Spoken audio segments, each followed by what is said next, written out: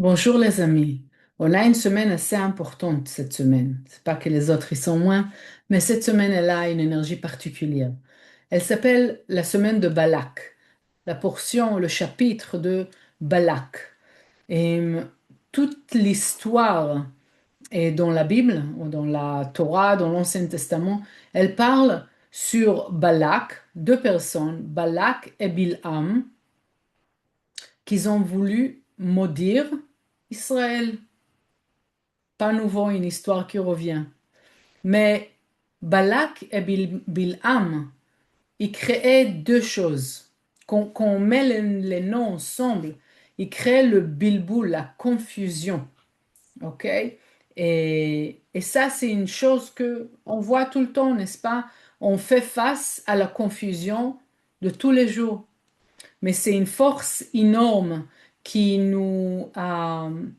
qui nous convainc que la réalité ou la vérité, c'est la confusion.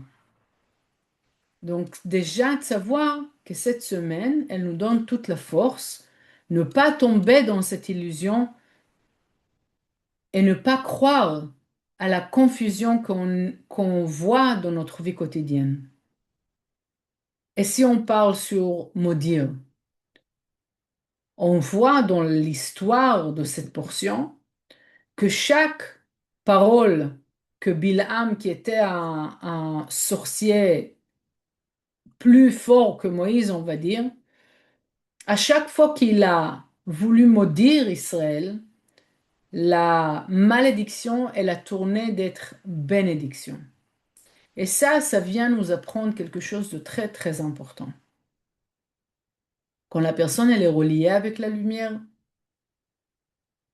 chaque chose qui soit la plus terrible devient une bénédiction pour la personne.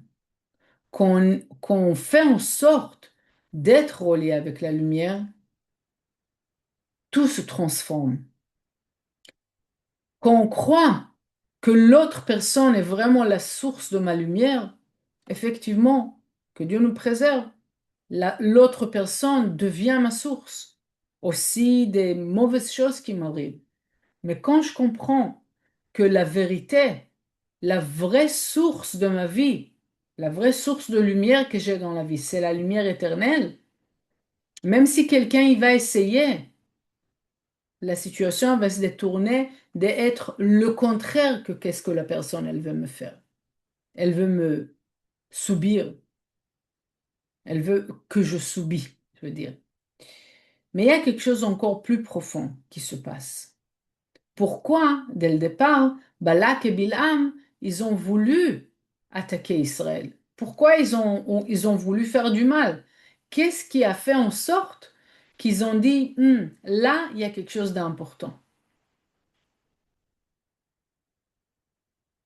Quand les Israélites, ils ont écouté Moïse pour partir, oui, il leur a dit, on peut être ailleurs, dans un endroit dans lequel vous pouvez relier et connecter avec la lumière d'une manière plus saine, d'une manière plus forte, d'une manière que vous allez voir la révélation de la lumière dans votre vie. Et ça, c'était la terre d'Israël. Donc, on comprend que la terre d'Israël, c'est pas quelque chose de physique et pas seulement quelque chose de physique, mais vraiment un état de conscience. Israël, la complétude, la plénitude, la connexion complète avec la lumière éternelle. Et quand ils ont commencé leur chemin dans le désert, Moïse, il les prend dans deux endroits importants. Il rencontre le roi et Og, le roi de Bashan, et il rencontre Sichon, le roi de Émori. Ok, ces deux endroits. Ça a l'air d'être une guerre normale. Mais quand on voit qu'est-ce que le Zohar nous raconte et qu'est-ce que les sages comme le Sfat Emet ils nous racontent, et encore une fois, je base toutes les choses que je vous raconte ici sur les classes de Michael Berg que je vous conseille avec tout mon cœur de vraiment écouter l'origine, écouter Michael Berg parce qu'il y a quelque chose d'extraordinaire qui partage à chaque fois d'une manière vraiment très très profonde et pour pouvoir comprendre les liens de choses et comment ils sont connectés aux heures, comment ils sont connectés à l'étude, c'est mieux d'écouter la source. Mais rien que pour avoir des lignes de base. Ces deux endroits-là, c'est les endroits les plus négatifs sur le chemin vers Israël. Et Moïse, il prend les Israélites spécialement là-bas. Pourquoi? Parce que l'état d'esprit à ce moment-là des Israélites, avec le leadership, avec la guidance de Moïse, c'était la décision. On est les combattants de la lumière. On est là pour révéler de la lumière.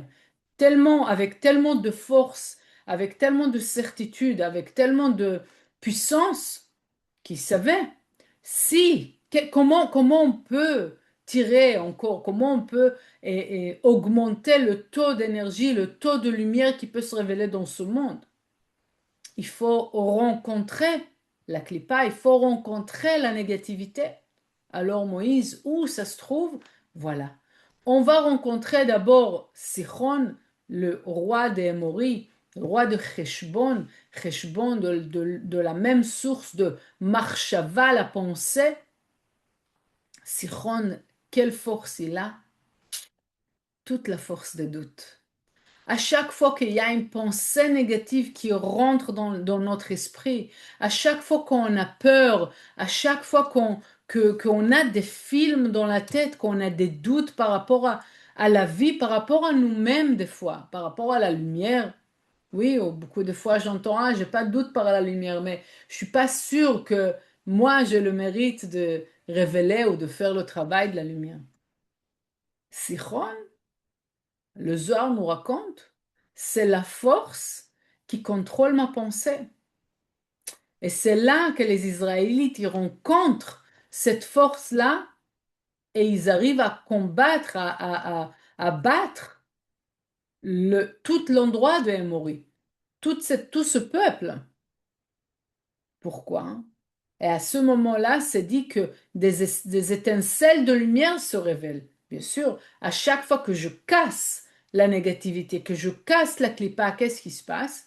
Il y a une révélation extraordinaire des étincelles de lumière. À chaque clipa, elle cache la lumière même. Il faut se rappeler de ça. Nous, on a peur. On a peur de la peur.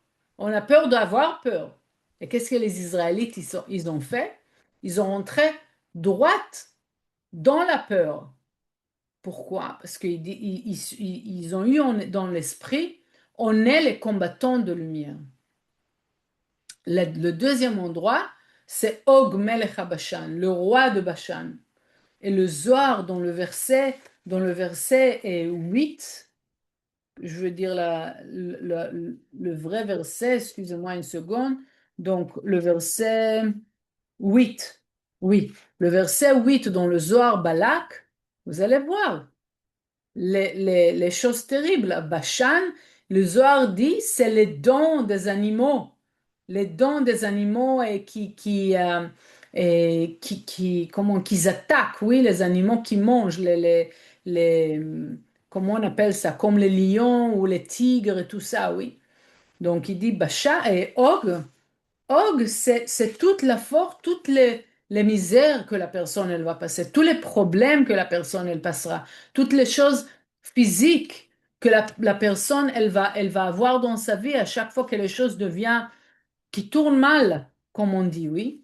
C'est quand Og, on a rencontré Og dans notre vie. Et qu'est-ce que les Israélites y font? Encore une fois, on est les combattants de la lumière, on va rencontrer Og Melech HaBashan. On va le voir, on va se battre avec lui. Pas, oh, pardon, si on peut passer. Non, il faut se battre avec lui. C'est déjà quelque chose qu'on comprend la deuxième fois. Il se bat avec ces endroits-là. Et encore une fois, le Zohar nous dit, encore une fois, des étincelles de lumière qui se révèlent de ça. Qu'est-ce qu'on comprend de ces deux endroits-là qui causent à Balaam et Bilak de dire, oh, il y a quelque chose de spécial avec ces gens-là. Qu'est-ce qui se passe? À chaque fois, pas seulement ils n'ont pas peur, mais ils rentrent il rentre avec toute la force et on voit qu'il y a de la lumière qui se révèle dans ce monde. Balak et Bilam, c'est des gens qui, c'est des esprits ou des forces qui vont avec la négativité de ce monde. Ils n'ont pas voulu qu'ils créent la séparation. Ah, la lumière n'existe pas. Il n'y a pas du bien dans le monde. C'est le chaos, le contrôle, le pouvoir, le ego. Ça, c'est Balak et Bilam. La confusion, on n'est pas sûr. Et quand ils ont vu qu'il y a quelque chose de bien qui se passe, c'est là qu'il faut attaquer. Où il y a les étincelles de lumière, c'est là qu'il faut attaquer. OK? Et c'est pour ça qu'il se prend pour et contre le peuple d'Israël. Donc, la chose la plus importante, c'est le savoir. Il faut savoir ça, que chaque moment, chaque matin, chaque moment dans notre vie, on est dans un combat. On est dans un combat. Quelle sorte de combat? Le combat entre la lumière et l'obscurité. On est là pour, on est là et pour savoir que ce combat, on ne peut pas se sauver de ce combat-là. Nous, on prend le temps pour changer, pour être spirituel, pour méditer. Ces forces-là, ces forces négatives, ces forces de doute, ces forces de peur, ces forces du mal, oui, de faire du mal, ils sont là encore avant qu'on se réveille. Pas pour avoir peur, mais pour savoir, déjà dès qu'on se réveille, avec toutes les connexions qu'on fait le bon matin, pourquoi faire? Poussez-vous. D'abord la lumière du Créateur. Je ne crois pas en vous, je crois à la lumière du Créateur. Et après que je fais mes connexions, je peux aller au combat de la vie. Toutes les doutes qui vont arriver, les gens qui vont essayer de faire du mal ou, oui, qui ça a l'air d'être qui veulent faire du mal. Et toutes les différentes choses qui vont passer dans la journée, moi, je sais que je suis dans un combat. Je le sais, il faut le savoir. Chaque moment, chaque jour, on est dans un combat entre la négativité qui veut prendre contrôle et la lumière. À qui je donne la force? Avec qui je me bats? Je me bats avec l'autre personne ou je me bats avec les forces qu'il y a derrière? Donc, d'abord, il faut être conscient. On est dans un combat constant. La deuxième chose, c'est notre décision. Je suis le soldat de qui? Je suis la personne qui aide à révéler ou l'âme qui aide à révéler la lumière dans ce monde ou je, j'existe et je laisse les choses se faire. Complètement résultat. OK? Maintenant, on peut dire, oui, laissez-moi tranquille. Je voudrais avoir une vie tranquille, méditer toute la journée. Laissez-moi vivre ma vie. Mais le combat arrive de toute manière, le combat existe de toute manière. Si moi je me bats pas, c'est que je laisse faire la vie à travers moi, que ça m'arrive, la vie, oui, la vie elle me fait, où je me dis non, je prends contrôle de la situation, je sors au combat, je suis soldat de la lumière. Mais être soldat de la lumière, ça veut dire faire des efforts, partager, sortir de moi-même, la résistance et voir comment je supporte ce projet de faire. C'est quoi? Qui fait le combat? Qui vraiment se bat avec la négativité? Il n'y a pas beaucoup. Il y a beaucoup de gens qui méditent. Il y a beaucoup de gens qui prient. Il n'y a pas beaucoup de gens qui font le combat contre pardon, contre l'adversaire, contre la négativité, contre toutes ces forces de mal. Qui fait le combat dans ce monde? qui partage le Zohar, qui est l'outil le plus fort qui fait face à cette négativité. Moi, mon ego, il peut pas. Ego à ego peut pas combattre. C'est rien que lumière vers ego qui peut mettre la fin à la négativité. C'est qui partage le Zohar dans le monde? C'est qui aide à partager le Zohar dans le monde? Si on est volontaire, si on donne des donations vers ce projet-là, c'est là qu'on aide. Pourquoi? On transforme l'argent qui est dans la négativité, qui est dans le pouvoir, qui est dans l'ego des gens, qui est dans le combat, la difficulté des gens, n'est-ce pas? Tout est relié avec la négativité. Et je transforme, je le mets dans le Zohar. Je mets mon argent, mon énergie dans le Zohar. Je mets mon temps dans le Zohar. Dans le Zohar, étude de Kabbalah, qui ouvre l'esprit, qui change la conscience des gens, de subir les choses de la vie ou ou de combattre la négativité. Où je suis, où je mets mon énergie. Énergie, ça veut tout dire. Ça veut dire ma conscience, ça veut dire mon temps, ça veut dire mon argent, ça veut dire mon talent, ça veut dire tout. Où je mets mon énergie. Quand je me rappelle que je suis en combat constant, si je ne serais pas en combat constant, la vie, elle va arriver. La négativité, elle va arriver. La confusion sera là. Quand je suis en combat, je me mets en garde. Pas seulement je me protège. Se protéger, c'est pas assez. C'est attaquer. C'est ça la force. De faire face à la négativité. Combattre la négativité. De se réveiller et combattre le mal. OK? Et pour ça, il faut que je choisisse d'être le soldat de la lumière. De quelle manière? Pourquoi on étudie? Pourquoi on scanne le Zohar? Pourquoi on partage le Zohar? Pourquoi on partage pour, par exemple, la traduction du Zohar? À quoi ça sert? À quoi ça sert de faire encore quelque chose de sympathique dans le monde? Ça ça transforme le mal en lumière. C'est ça nos actions qui créent la transformation de obscurité en lumière.